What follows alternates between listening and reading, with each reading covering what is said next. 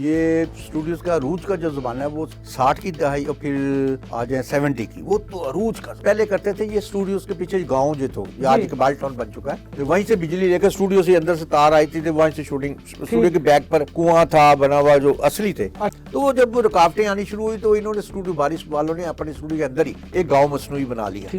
यानी 200 फिल्मों के लिए काम करना और जगह बड़ा मुश्किल काम होता था। जब वो आए जनरल साहब, उन्होंने रोमांटिक फिल्मों पर पाबंदी, उन्होंने कहा इससे तो फांसी फैलती है। तो चंद लोगों की फिल्म वो तफरीह को हमने स्कोरते इतना सुकड़ गई कि अब वो देखने वाले कम होते गए। जब देखने वाले कम होते गए तो वो फिर सिनेमा घर भी गिरने शुरू हो गए ना। बरादरी बेस पर फिल्में बनने लगी तो वो बरादरी के लोगों ने बनवाई और शान फलाब हो चुका था, बाहर चला गया था। चूंकि जनरेशन गैप था, उन्होंने वो मौला जट उन बच्चों ने देखी। हम मुआवजा इसलिए करते हैं कि हमने चूंकि वो बगौर कई दफा देखी हुई थी। अस्सलाम वालेकुम व्यूअर्स, आप देख रहे हैं मशरिक डिजिटल। मैं ख्वाजा आफ्ताब हसन। हम लेकर आए हैं सिनेमा की कहानी सैयद साजिद यज़दानी की ज़ुबानी, और आप पिछले कई एपिसोड से हमारे साथ जुड़े हुए हैं। और यज़दानी साहब मेरे साथ स्टूडियोज़ में हैं। सिनेमा की बातें, स्टूडियोज़ की बातें, आर्टिस्टों की रातों की बातें। यज़दानी साहब, पिछले एपिसोड में आपने बड़े शानदार किस्से और वाक़यात सुनाए, ख़ास तौर पे जो आर्टिस्ट मुख्तलिफ गैर निसाबी सरगर्मियों में इन्वॉल्व थे।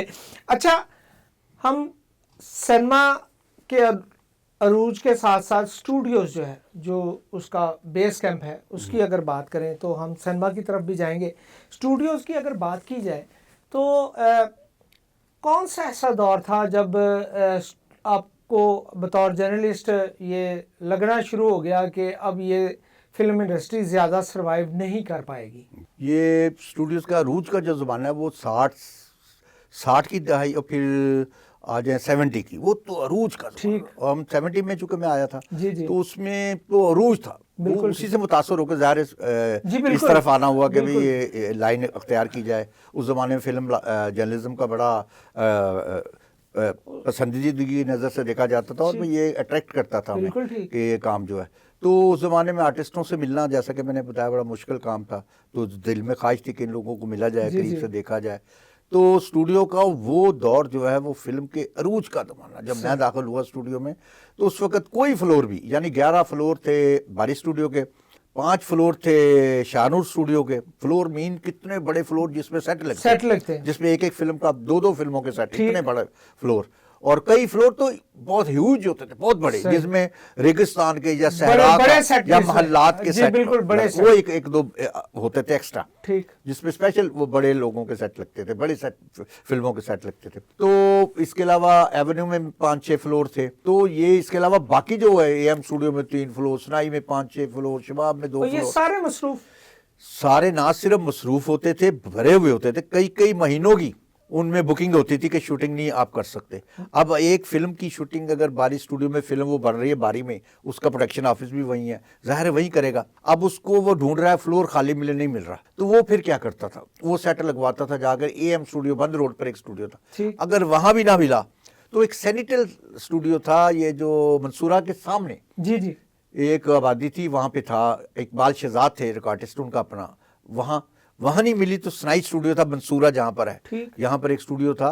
बिल्डिंग वैसी अभी वही बना हुआ, आर्किटेक्ट ने तो वैसे ही बनाया था। तो यहाँ भी स्टूडियो एक नया बनाया गया था, इसलिए कि वहाँ जगह नहीं मिलती थी। तो वो शमा और शीश महल के मालिक थे जो चौधरी सनाउल्लाह, उन्होंने सनाई स्टूडियो, जिनका सनाई होटल भी है, अच्छा वो लक्ष्मी वाला, उन्होंने बनाया था ये स्टूडियो नया।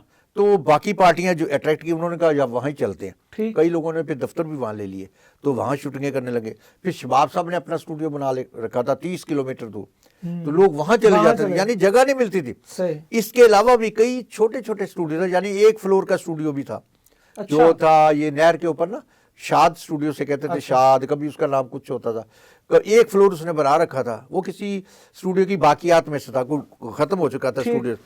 जैसे स्क्रीन एंड साउंड स्टूडियो जो था वो फिरोजपुर रोड पर, जहाँ पर ये आप कहते हैं इसको टाइलों की मार्केट है जी। तो वहाँ पर एक फ्लोर नजर आया करता था एक जमाने में, आपने देखा होगा। उस साइड पर एक बहुत बड़ी रहमानपुरा के करीब, तो वो था स्क्रीन एंड साउंड स्टूडियो। वहाँ लाला सुधीर अपनी फिल्में बनाया करते थे, वो भी एक स्टूडियो था। वो कायम रहा काफी अर्से तक। मैंने अब देखा कि वो फ्लोर खत्म होकर वहाँ पर टाइलों की लगी फैक्ट्री कोई। तो स्टूडियो जगह जगह छोटे छोटे भी थे, जिनमें एक फ्लोर था। ये बारी स्टूडियो का जो गांव हम देखते हैं तकरीबन तमाम पंजाबी फिल्मों में। जी, जी। ये कब उन्होंने शुरू में ही बना ये लिया? शुरू में बनाया। उन्होंने कहा कि चूंकि पंजाबी फिल्में बहुत बनती थी ठीक। उस जमाने में, पंजाबी फिल्मों का एक ऐसा रिवाज शुरू हुआ कि बहुत ज्यादा उसमें, यानी अकबर के दौर में फिर लाला सुधीर वही हीरो हमें है, नजर आता है गाँव। तो वो गांव वो एक ही जगह है कि वो नहर के वाला वही, छोटा सा बिल्कुल। पगडंडी सी बनी, वही गाना हो रहा, वही वही सब कुछ। घर और यहाँ स्टूडियो के मटीरियल। पीछे पहले करते थे, ये स्टूडियो के पीछे गाँव जो तो आज जी। इकबाल टाउन बन चुका है, जो इलाहाबाद- पुरानी आबादी लाहौर की जो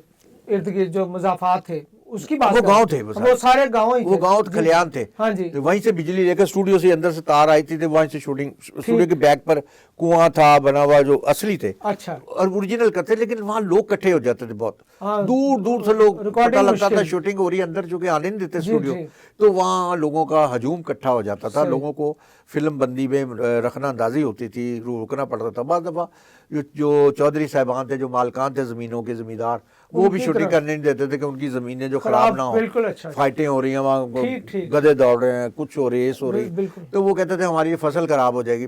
तो वो जब रुकावटें आनी शुरू हुई तो इन्होंने स्टूडियो, बारिश वालों ने अपने स्टूडियो के अंदर ही एक गांव मसनूई बना लिया, ठीक। उसके साथ वही कुआं बना लिया, फिर पूरा उसके साथ माहौल- एक नहर बना ली, ठीक। फिर बाद में वहाँ आबशार बना ली, बाग बना लिया, ताकि वो लोगों को बाहर जाना ही ना पड़े। सही आर्टिस्ट भी खुश होते थे कि बाहर जाएंगे लोग तंग करेंगे, सही। लोग आवाजें कसते हैं या तस्वीरें उतरवाने के लिए खड़े हो जाते हैं या खींचातानी करते हैं, बदतमीजी भी कई लोगों को जाहिर सेवा होता जैसे है। एवेन्यू का फुवारा बहुत सारी फिल्मों में हमें वो लोगों ने अस्पताल बना लिया, किसी ने कॉलेज बना लिया, वो बिल्कुल, कॉरिडोर कॉलेज- बिल्कुल, कॉलेज से बहुत ज्यादा लड़कियां वहाँ। घूम रही हैं, हाँ कभी जी। हॉस्पिटल का वो नर्सें जा रही हैं, ऐसे ही है। मरीज आ रहे हैं, वो हॉस्पिटल भी वो मुतअद्दिद फिल्मों में, बल्कि वो दिल और दुनिया में जो चंपा और चमेली ये कलियां, वो देखेंगे तो आप पूरा गाना उसी तरह फुवारे। घूम रही है आसिया, हाँ, फूल ठीक। लेकर, बता एक बाजार बना लिया, बिल्कुल। यानी उस वो मेरे ख्याल में पीसीओ नहीं बल्कि कई इससे भी ज्यादा सही। फिल्मों में उस स्टूडियो को लान को, हालांकि वहाँ गाँव नहीं था, बिल्कुल ठीक। लेकिन उस जगह को भी इस्तेमाल किया स्टूडियो का कोई कोना नहीं बचा होता था जहां शूटिंग नहीं हो रही होती। बाज़ दफा, कई दफा तो मैं आपको बताऊं ऐसा होता था कि आउटडोर में सेट लगा देते थे, अब अच्छा। जगह नहीं मिली, हालांकि डर होता था बारिश का या सही। आंधी का, तो वो कहता था लगा दो यहाँ फिल्म मुकम्मल पर, होनी मेरी चाहिए। शूटिंग जो रुकना जाए, ये दीवार के साथ जगह खाली है प्लाट, अच्छा। तो ये अंदर ही स्टूडियो को, ये पार्किंग है, इसमें लगा दो सेट। सही। वो सेट वहीं जेल का वहीं लगा दिया, कई का अस्पताल का वहीं बना दिया, पार्किंग में, यानी एक पार्किंग का जैसे गाड़ी की पार्किंग की जी, जगह, जी, जी। उन्होंने आगे जंगला बुला दे जेल का जेल यही है।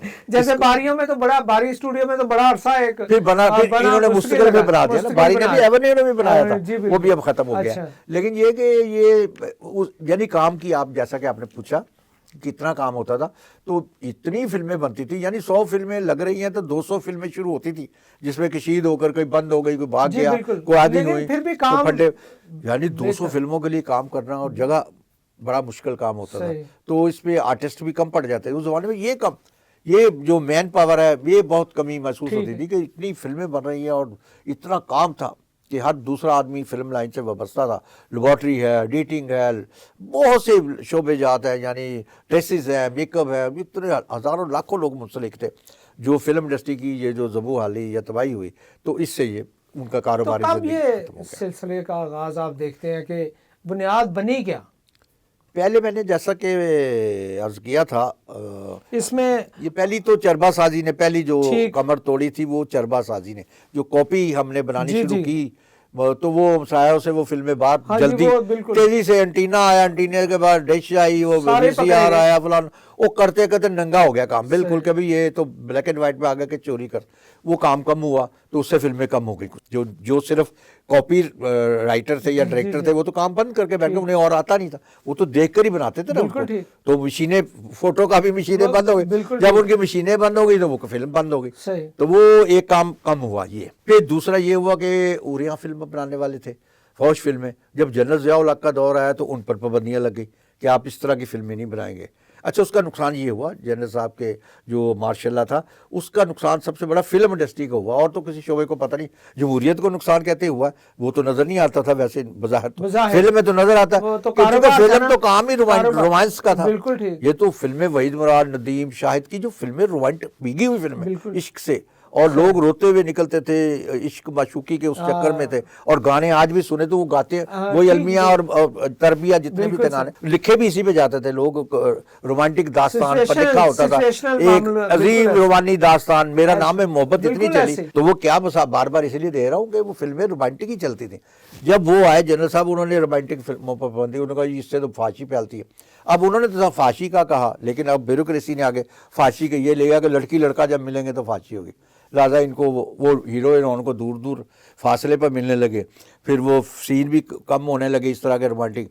तो फिल्म में जाज़बियत और जो प्यार का आंसर जो उसमें रोमांस होता है, जो हुस्न होता है, जो फिल्म वो बारिश भी तो उसी के बाद नहीं मुतारिफ हुई, उसी दौर नहीं उसमें हो चुकी थी, उस वक्त भी होती थी, लेकिन उसके बाद तो खैर बहुत हुई, उसके बाद बारिश बाद मैनेज किया नहीं, उसके बाद ज़िया साहब के बाद, उनके दौर में नहीं। उस वक्त तो हीरो हीरोइन का मिलना वो ऐसे था जैसे बहन भाई मिल रहे हैं वही। तो वो बाज़ डायरेक्टरों ने फिल्म काम छोड़ दिया, बाज़ एक्टरों ने फिल्म साजी छोड़ दी, उन्होंने कहा जी हम क्या बनाएं, सही अगर हम इसकी दास्तान या रोमांटिक मौज़ूआत वो सुल्तान राही ने वो जगह पूरी कर ली। राही साहब को मौका मिल गया, उनको उन्होंने जब चांस दिया तो वो एक्शन आ गई, वैशी जट, तो उसके आगे आ गया मौला जट, उसका एक्सटेंशन, फिर इस तरह का जिद्दी जट, फलाना जट, वो इसलिए उसमें लड़की का बस दूर से वो गांव में गाना गा रही है, हीरो परे मुंह करके खड़ा है, वो देखते ही लड़की के, और रोमांस का तो चक्कर ही नहीं, गंडासा पकड़ा उधर से आती है, उधर से मुंह कर लेता है। तो उसमें ज्यादा टाइम जो होता था वो 3 घंटे की फिल्म में 2-2.5 घंटे तो गंडासा चलता था, घोड़ा और गंडासे की जगह फिर वो गलाशिनकोफ आ गई, वो कलाशिनकोफ चलने लगे और शोर हंगामा स्क्रीन पर बढ़ गया। तो फैमिलीज ने सनमा आना, पहले रोमांटिक फिल्म की वजह से नौजवान नस्ल खत्म हो गई, उसके बाद जो एक्शन का वो था दौर, वो उसमें जब ये आया लचरपन, तो लोग और भी बिल्कुल कम होने शुरू हो गया। वो सिर्फ महदूद ज़हन के लोग जो उरियान देखना चाहते हैं, वो बहुत चंद लोग होते हैं माशरे में, बुरे लोग जो वो आ गए। तो चंद लोगों की फिल्म वो तफरी को हमने स्कोड़ते इतना सुकड़ गई कि अब वो देखने वाले कम होते गए। जब देखने वाले कम होते गए तो वो फिर सिनेमा घर भी गिरने शुरू हो गए, क्योंकि उनका मुनाफा बख्श कारोबार नहीं था, उनका कारोबार ब्लैक में था। सिनेमा में जब तक ब्लैक ना हो तो सिनेमा ही नहीं गिना जाता था, वो ब्लैक में ही तो उनकी फिल्में लगे और वहाँ पे टिकट ब्लैक ना हो, 2-4 हफ्तों में ही वो पैसे कहते थे इतने कमा लूं कि बस सिनेमा के पैसे निकल आए। कई सिनेमा भी तो बने, कई सिनेमा बने, तो पैसे से इससे बने। टिकट रेट तो 20 रुपए 15 रुपए 10 रुपए में तो सिनेमा नहीं बनता ना। कभी किसी दौर में भी इतनी वैल्यू नहीं थी पैसे की, जब 1.5 रुपए की टिकट थी, जब पैसे फिर 2 रुपए की, 5 रुपए की, ऊपर की 10 रुपए की बहुत देर तक रही, तो सिनेमा नहीं बनती। तो उस जमाने में मौला जट जैसी फिल्म लगी तो सिनेमा बनाया, सिनेमा के साथ सिनेमा बना। इस तरह फिल्में बनती थी कि फिल्में पैसे इतने देती थी, इतना लोग आते थे कि ब्लैक में देखना पसंद कर लेते थे, डबल पैसे देते। 10 वाली टिकट 100 की मिलती थी, और 100 की बड़ी वैल्यू थी उस जमाने में। आम कलर की तरह 200 रुपए थी जब, तो वो तो सिनेमा मालिक की बड़ी माशरे में मुकाम होता था कि बड़ा अमीर आदमी है यार, ये तो सिनेमा बना लिया इसने। सिनेमा एक बड़ा अच्छा कारोबार था, फिल्म वाले भी इसी तरह, चूंकि पैसे लेते थे, लोग कहते भाई हजारों रुपए ले रहे हैं, उस जमाने में हजारों तनख्वाह नहीं होती थी ना, बिल्कुल तो हजारों लेने के वाला तो समझाता, रश की निगाह से देखा जाता था कि भाई ये बंदा जो है ये माशरे का जो बड़ा पैसे वाला बंदा है, तो तौकीर वाला बंदा है, क्योंकि हमारे यहाँ तोला जाता पैसों से, बंदे की शख्सियत से नहीं तोला जाता। वैसे भी वो कारोबार है, कारोबार को तो चलाने के लिए पैसा ही चाहिए, पैसा चाहिए। तो पैसा जो हटता शुरू हुआ लोगों के, वो फिर फिल्म जो है वो आस्ता आस्ता पहले वीसीआर ने, फिर उरियानी ने, यज़दानी साहब, फिल्म को खत्म कर दिया। आप इस चीज़ के खुद मेरा ख्याल है चशमदीद गवाही हैं कि आप उनके नाम लें या ना लें, लेकिन आप जानते हैं कि सिनेमा और स्टूडियोज़ की वीरानियों के ज़िम्मेदार कौन लोग हैं। तो ज़ाहिर है कई जगह पे इनका बड़ा खुलेआम जिक्र हुआ, कई जगह पे दबे लफ्ज़ों में हुआ, और ये जो नामवर ठहरते हैं बाद में, चाहे वो सैयद नूर हों, चाहे वो हुसनैन हों, चाहे इस तरह के जितने भी मसूद भट्ट हों, दाऊद भट्ट हों, आपको क्या लगता है कि नामवर लोग भी किसी ना किसी हद तक इसके जिम्मेदार थे इस सूरत हाल के? क्योंकि वो पॉपुलर होने की वजह से भरी ज़िम्मा तो नहीं किया जा सकता। नहीं, पॉपुलरिटी जो होती है, जो किसी की शोहरत होती है, वो तो इस पर नहीं असरअंदाज होती। काम तो काम ही देखा जाता है कि काम किसने किया और कब काम किया। होगा तो पॉपुलर होगा। असल में ये सारा एक जो प्रोड्यूसर माफिया था ना, अच्छा, उसका हमेशा उल्ट रहा, पैसे वाले का हमेशा उल्ट रहता है, जिसका पैसा है ना, जी बिल्कुल, वो जब आता, जब जो ये कसाई और ये जो आगे लोग बदमाश और ये फलाना बरादरी बेस पर फिल्में बनने लगी, तो वो बरादरी के लोगों ने बनवाई। ठीक, यानी अगर जग्गा गुजर की एक पूरी सीरियल चली है, बुड्ढा गुजर, फलाना गुजर, वो सारी उनकी फैमिली ने बनवाई। उन्होंने कहा जी हमारा ये हीरो इस पर बना दो, इस पे बना दो, जो बार-बार वो हीरो बन गया फिल्म में। सुल्तान राही को लेकर बनाई गई, फिर उसके बाद उसी किरदार को लेकर, शान को लेकर वही फिल्में दोबारा फिर बना दी, जग्गा गुजर, वो सारी दोबारा बनी, रिपीट हुई। तो इस तरह जिस तरह लोग आए, अब वो लब्बा कसाई और फलाना ये ग्वाल मंडी के कसाई थे, सही। इन्होंने आकर वो रियाज गुज्जर वगैरह उन्होंने अपना, फिर गुज्जर आ गए, फिर उन्होंने अपनी बरादरी पर फलाना गुज्जर फलाना, ये बरादरी बेस पर जब फिल्में बननी शुरू हुई। और ये प्रोड्यूसर का कसूर है, इसमें डायरेक्टर को हम कसूरवार नहीं, वो तो एक टेक्नीशियन है, ठीक है, वो तो टूल के पीछे खड़ा वो आपको एक्शन बता सकता है। अगर रोमांस है तो वो वही डायरेक्टर जो है मसूद भट्ट है, वो सैयद नूर है या वो दाऊद भट्ट है, जो जिन के आपने नाम लिए, वो एक डायरेक्शन देंगे उस स्क्रिप्ट पर, जो स्क्रिप्ट लिखकर राइटर ने दिया है, प्रोड्यूसर ने पसंद किया है, उस पर पैसे लगाने के लिए हामी भरी, तो वो हामी इसी पे भरेगा कि जब उसको पसंद आया, उसे पसंद आएगा। अपनी ज़ात पे लिखा गया, अपने भांजे पर लिखा गया जी ये बाला पीरे दा, मैं गुजरांवाले से हूँ, मेरे मामे का पुत्र सी, सही, है जी। वो कहता है जी मेरा फलाना बदमाश था फौजा गुजर, ये फलाना था गुजरांवाले में, वो फिर यहाँ लक्ष्मी चौक में कत्ल हो गया था, वो लाहौर आया था, बस मैं इस पर फिल्म बना दे। अब उसको ग्लोरीफाई करने के लिए, उस बदमाश को हीरो बनाने के लिए उसको पॉजिटिव किया गया पहले कि उसको अच्छा बनाया जाए, दिखाया जाए। तो ये कसूरवार तो असल में वो प्रोड्यूसर थे जो अब गायब हो गए, वो तो बेचारे अभी बैठे हुए, टेक्नीशियन तो अभी है, अभी भी है। अदूत भाटी या सैयद नूर या और भी जो डायरेक्टर है बड़े, ये सारे अब भी मौजूद हैं, काम करना चाहते हैं। जब भी इन्होंने अपनी फिल्में बनाई जाती, अब सैयद नूर ने जो फिल्में बनाई बाद में, वो सरगम, संगम, ये जो घूंघट, ये सारी अपनी फिल्में थी। वो फिल्में तो सारी रोमांटिक में वो तो उन्होंने बनाई, बल्कि उन्होंने तो गुजरों की जो फिल्म बनाई चूड़ियां, वो भी जगह वालों की थी, रिश्तेदार थे, तो उन्होंने उनकी फिल्म बनाई। उन्होंने लगा इस पर बड़ा याद भी किया कि यार ये क्या चीज़ है, लेकिन उन्होंने कहा जी मैं तो ये बनाऊंगा, मैं तो ये मेरी सोच ये जो कि उसकी उनकी कहानी उनकी बेगम ने लिखी थी, तो वो तो नहीं लिख सकती थी कि जग्गा गुजर ये नम्मा ये फलाना गुजर, तो ये उन्होंने जो अपनी बनाई वो इस तरह मसूद भट्ट ने जो ये रुखसाना नूर साहबा की थी, आजाती उनकी कहानी थी, गाने भी लिखे थे उन्होंने, तो और भी कई फिल्में लिखा उनकी कहानी है, जो वो जब तक जिंदा रही वो कहानी वही सेलेक्ट करती थी, वही इंतखाब करके उनको देती थी।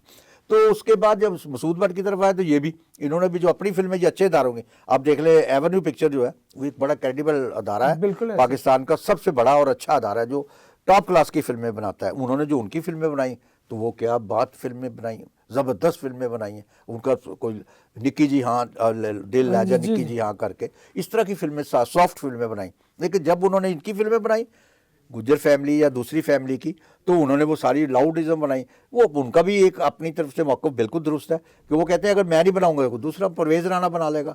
अब वो चले जाता था, जब मैं ना भी करता था, मैं कई दफ़ा इनकार किया, उन्होंने छोड़ी कई फिल्म, लेकिन वो दूसरों के पास रोजगार है ना, रोजगार के लिए मैंने सोचा हमें तो सिर्फ एक डायरेक्शन देनी है, ठीक, हमारा इससे कोई सरोकार नहीं। चूड़ियाँ के हवाले से बहुत सारी बातें, नो डाउट वो फिल्म इंडस्ट्री की एक बड़ी फिल्म साबित हुई, बहुत बड़ी, और उसने कुछ अरसे के लिए मिजाज भी बदला फिल्मों को बहुत अच्छे। लेकिन इसके बारे में नूर साहब के हवाले से और प्रोड्यूसर्स के दरमियान जो रिफ्ट हुई और जो नूर साहब पाकिस्तान भी छोड़ना पड़ा, इनमें किस हद तक सच्चाई है कि वो फिल्म बिल्कुल और थी, वो चाहते कुछ और थे?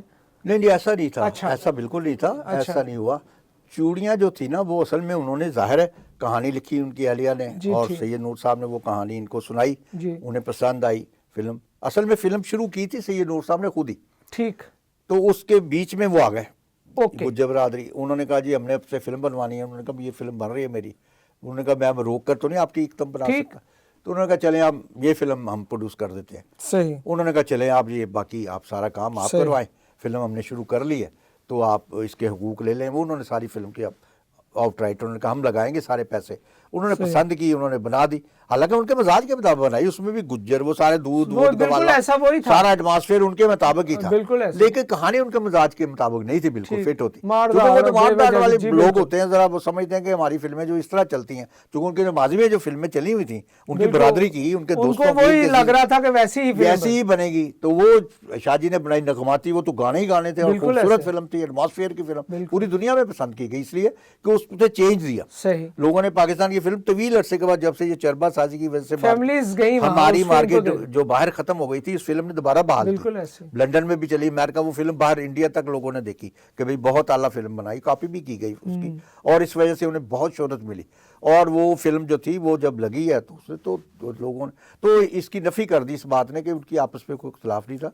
वो अपने नहीं को ये जो कि वो पाकिस्तान नहीं वो उस दौरान किसी निजी काम के सिलसिले में वो बता रहे थे कि मैं गया था। आपकी इस मौजू पे बात हुई हाँ उनसे? मेरी उनसे अच्छा। बात हुई तो उन्होंने कहा मैं इस सिलसिले में मैं तो गया था बाहर, मैं तो फिल्म मुकम्मल करके सारा काम करवा के रेडी फिल्म प्रिंट देख कर गया था, मुतमईन था मैं बिल्कुल, चुका मेरी फिल्म है, फिल्म एक औलाद की तरह उनको होती है, वैसे उसको डायरेक्टर बना संवार के बिल्कुल ठीक।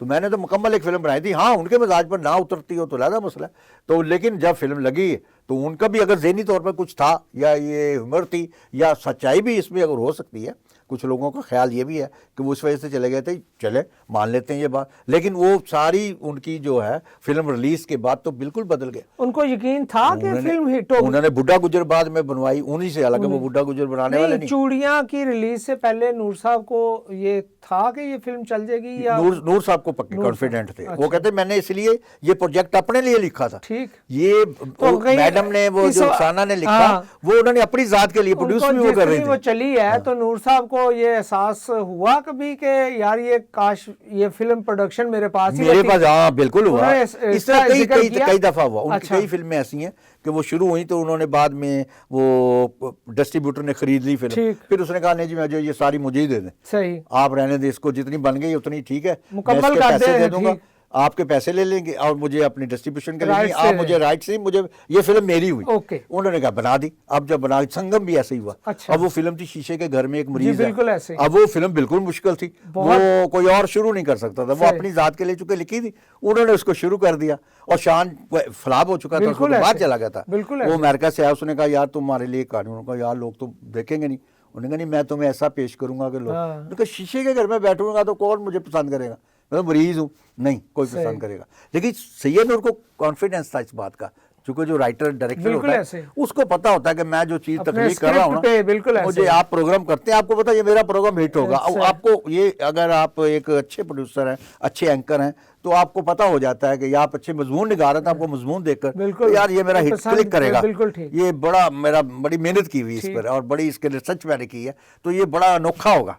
तो राइटर या डायरेक्टर को भी पता होता है ये मैंने जो तैयार किया, ये मेरा बच्चा जो है बड़ा लाइक निकलेगा, ये वकील जज ही बनेगा, ये मैंने जो पाला जिस तरह परवरिश इसकी, उसके लिए एक बच्चा होता है, तकलीक है ना, उसके ज़हन में जो खाका बना होता है, लोगों को वो दिखाना जो उनके ज़हन में है कि उसका रंग ये होगा, उसका ये कलर होगा, इस तरह का सेट होगा। तो वो नया सेट था संगम का, तो बिल्कुल लोगों ने कहा कि क्या बात है, फिर दुपट्टा जर रहा है, वो कहानी घूंघट देख लें, बिल्कुल ऐसे अंदाज, कई अरसों के बाद लोगों ने देखा, और गाने भी ऐसे रोमांटिक के ज़बान ज़दे आम, वो तवील अरसे के बाद लोगों ने गाने सुने ऐसे कि टेलीविजन पर लोग फिल्मी गाने सुन रहे थे। फिल्मी गाने तो मायूब समझे जाते थे उस जमाने में, क्योंकि वो इतनी फाशी आ चुकी थी कि शायरी अच्छी नहीं थी, ट्यून अच्छी नहीं थी, कोई गायक आवाज़ अच्छी नहीं थी। इन्होंने नई आवाज़ें भी मुतारफ कराई, तो फिल्मों ने बॉक्स ऑफर पर कामयाबी हासिल की।